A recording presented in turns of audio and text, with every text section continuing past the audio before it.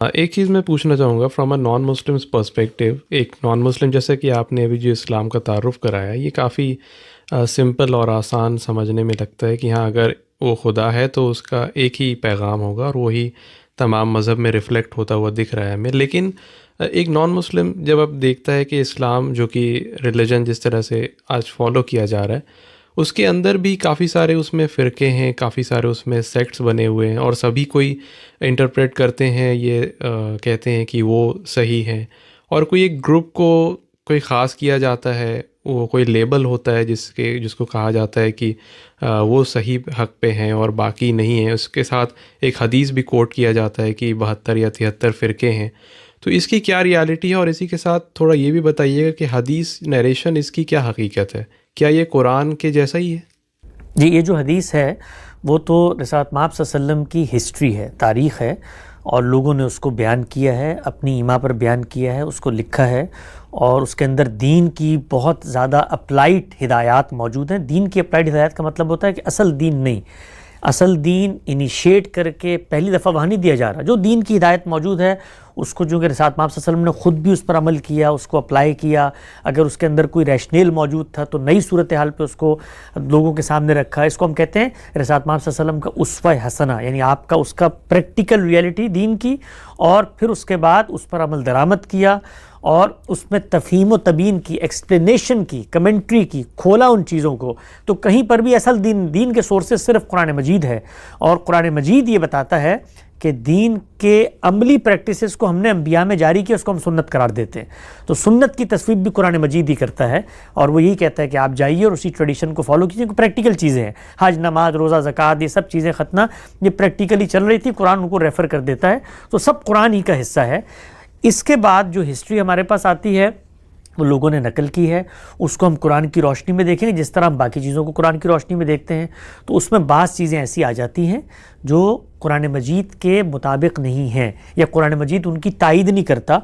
तो उस सूरत में हम ये बताते हैं कि ये लोगों को पैगंबर की हिस्ट्री लिखने में शायद कोई तसामु हो गया हो, गलती हो गई हो।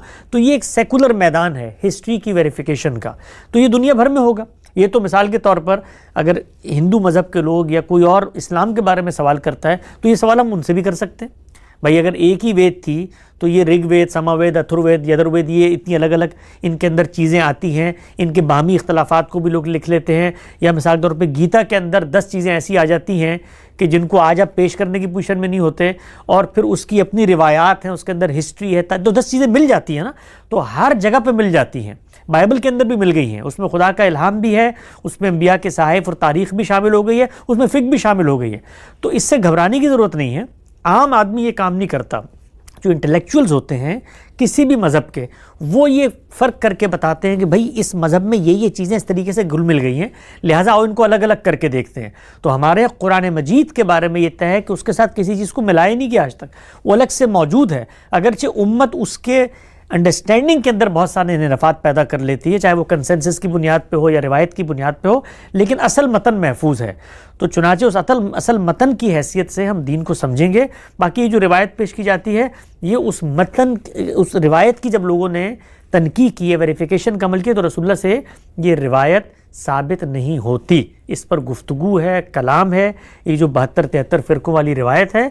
और ख़ुद ये रिवायत को जब आप समझते हैं तो इसके पस मंज़र में जो बात खुद इसके ऊपर तहकीक से सामने आती है, तो वो असल में सियासी फ़िरकों के पस मंज़र में है। यानी जो जब कोई एक नज़्म इज्तिमाई, एक स्टेट स्ट्रक्चर बनता है, तो उसके अंदर बहुत सारे इनहराफात पैदा होते हैं। उस पस मंज़र में ये बात खुद वहाँ पर, अगरचे इस पर मुहक्किकीन कलाम करते हैं कि रसूलुल्लाह की निस्बत से ये साबित नहीं होती, सनद के इसके अंदर ये मसाइल हैं, वो सब चीज़ें वहाँ पर होती हैं। वो टेक्निकल नॉलेज है, लोग पढ़ना चाहें उसको पढ़ सकते हैं, लेकिन वहाँ पर भी ये पॉलिटिकल इनहराफ के पस मंज़र के अंदर वहाँ पर ये रिवायत आई हुई है। और उसके अंदर भी ये बहसें हैं बहुत सारी। रसूलुल्लाह ने कोई ये नहीं कहा कि मेरी उम्मत में बाद में जो कुरान मजीद को समझने में जो फ़िरके पैदा होंगे उनमें से एक जन्नत में जाएगा, ये वहाँ पर भी ज़ेर बहस नहीं है।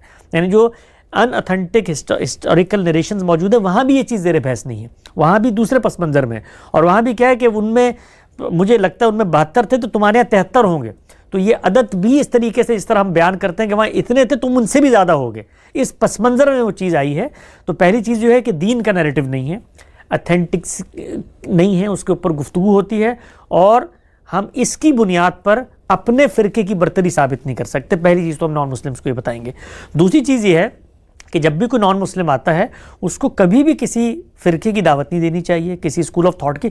اس کو اللہ کی کتاب کی طرف متوجہ کر کے بتانا چاہیے کہ خدا کا دین اس میں موجود ہے, اس کو پڑھو, پڑھ کے تمہارے جو سوال پیدا ہوگا میں اپنی انڈرسٹینڈنگ کے مطابق جواب دوں گا. وہ غلط بھی ہو سکتا ہے, لہٰذا مجھے جج کر کے تم اللہ کی کتاب کو جج مت کرنا.